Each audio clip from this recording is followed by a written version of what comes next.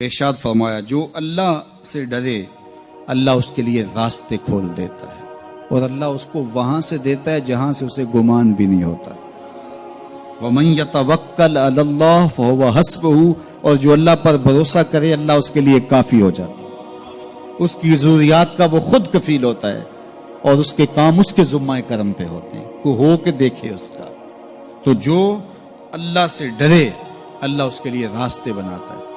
حضرت عوف بن مالک رضی اللہ تعالی عنہ الاشجعی حضور کی خدمت میں حاضر ہوئے اور عرض گزار ہوئے کہ میرا بیٹا سالم مشرکین کی قید میں ہے اور میں فاقوں کی حالت میں ہوں، تو فرمایا آل محمد کے پاس ایک سیر جو ہیں، بس اس کے علاوہ ہمارے پاس بھی کھانے کے لیے دنیاوی اسباب نہیں ہیں۔ کہا صبر کرو اور اللہ سے ڈرو اور لا حول ولا قوت الا باللہ کثرت کے ساتھ پڑھو۔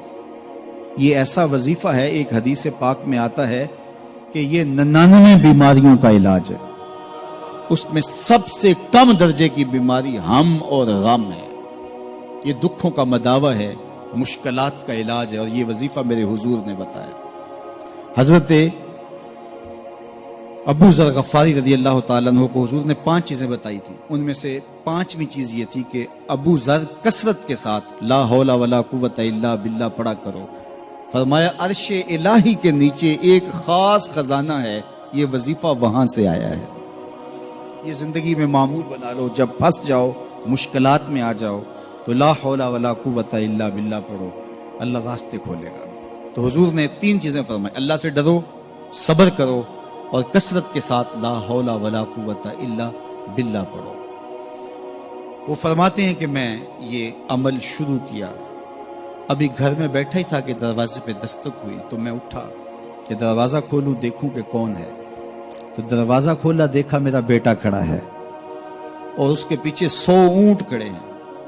تو میں نے کہا کہ تم اور یہ اونٹ؟ کہا مجھے موقع لگ گیا، میں ان کی قید سے بھاگ آیا اور آتے آتے ان کے 100 اونٹ بھی ہانک لایا ہوں۔ وَيَرْزُقْهُ مِنْ حَيْثُ لَا يَحْتَسِبُ، وہ تمہیں وہاں سے رزق دے گا جہاں سے تمہیں گمان بھی نہیں، اس کے ہو کے تو دیکھو۔ اللہ اکبر، اللہ کے ہو جاؤ تو پھر وہ تمہاری ضرورتوں کا کفیل ہو جائے گا۔ فرمایا حضرت عبداللہ ابن مسعود رضی اللہ تعالیٰ عنہ نے کہ کسی شخص کو فقر و فاقہ آ جائے تو وہ لوگوں کو بتائے کہ میں آج کل بڑے مشکل حالات میں ہوں، ہر وقت لوگوں کو بتاتا رہے تو اس کی مشکل بڑھے گی، اس کی مشکلیں آسان نہیں ہوں گی اس طرح۔ اور اگر وہ اپنی اس مشکل کو کسی سے شیئر نہ کرے بلکہ مصلی بچھا کے اپنے رب سے کہے کہ مالک فقر و فاقہ آ گیا ہے اور اس کا علاج تیرے پاس ہے، اس مرض کا مداوع تیرے پاس ہے، تو حضرت عبداللہ ابن مسعود فرماتے ہیں کہ رسول کریم نے فرمایا جلد یا بدیر اللہ اس کو مالا مال فرما دے گا۔ یہ بھی کبھی کر کے دیکھو، مشکل آ جائے، فاقہ آ جائے، مصیبت آ جائے، کسی سے نہ کہو، صرف اپنے رب سے کہو، پھر دیکھنا اس کی کرم نوازیوں کا می کیسے برستا ہے۔ فرمایا اللہ پر بھروسہ کرنے کا جو حق ہے اگر وہ تم ادا کر دو، وہ تمہیں ایسے رزق عطا کرے جیسے پرندوں کو عطا کرتے۔ ہم تو دکان پہ جانا ہوتا ہے، فیکٹری میں جانا ہوتا ہے، ہم اپنے کاروبار پہ جانا ہوتا ہے، نوکری پہ جانا ہوتا ہے، مزدوری پہ جانا ہوتا ہے، ہمیں پتہ ہے کہاں آج صبح جانا ہے، لیکن پرندوں کو کوئی پتہ نہیں ہوتا کہاں جانا ہے، راس المال بھی نہیں ہوتا، لیکن صبح نکلتے ہیں، شام کو کبھی بھی خالی پیٹ نہیں آئے۔ بن توکل پنچھی اڑ دے، خرچ نہ پلے زیرا ہو، گھر سے خالی پیٹ نکلتے ہیں، جب واپس آتے ہیں تو پیٹ بھرے ہوئے ہوتے ہیں، اور پھر جو ان کی ضرورت ہوتی ہے اللہ وہ ساری ضرورتیں پوری کرتا ہے، جو جو ضرورت ان کی ہوتی ہے۔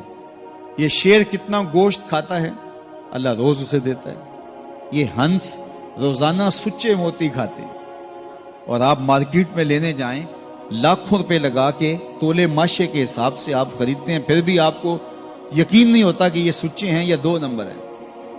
اور ہنس دنیا پہ کروڑوں جانور پائے جاتے ہیں، روز کھاتے ہیں، صبح بھی، شام بھی، دوپہر بھی، پیٹ بھر کے کھاتے ہیں، اللہ روز انہیں عطا کرے۔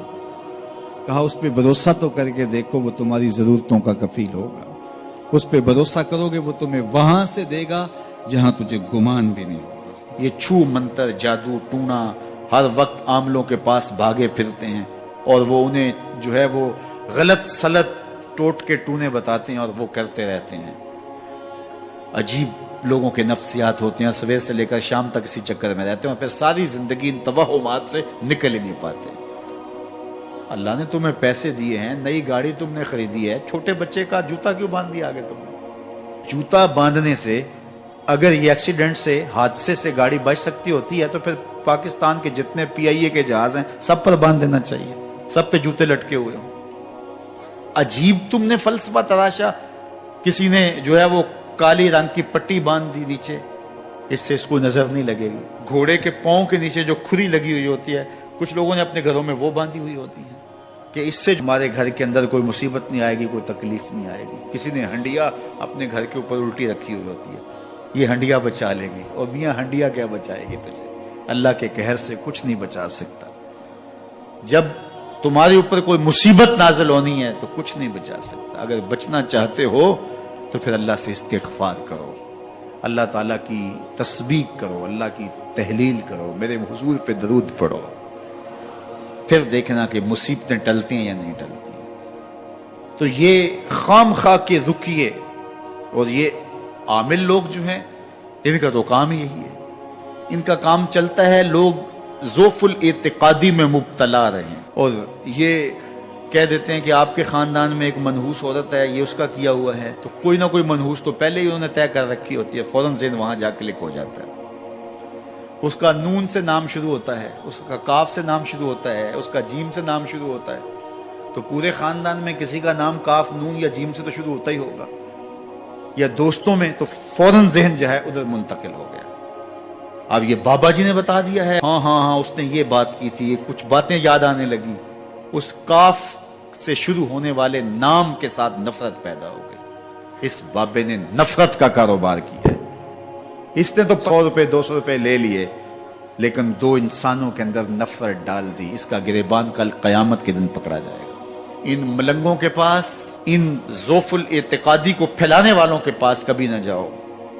تمہیں مصیبت پڑی ہے, تمہیں لگ رہا ہے کہ شاید میرے اوپر جادو ہے, تو پڑھو نا سورہ بقرہ, جادو جڑ سے اکھڑ جائے گا. 40 دن اپنے گھر میں سورہ بقرہ پڑھو, برکت ہوگی.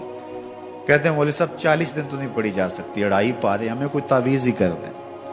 ہم شارٹ کٹ چاہتے ہیں نا, روزانہ صبح 2.5 پارے سورہ بقرہ پڑھے, یہ تو ہم سے نہیں پڑھی جائے گی, تو آپ کوئی تعویذ ہی لکھ دیں.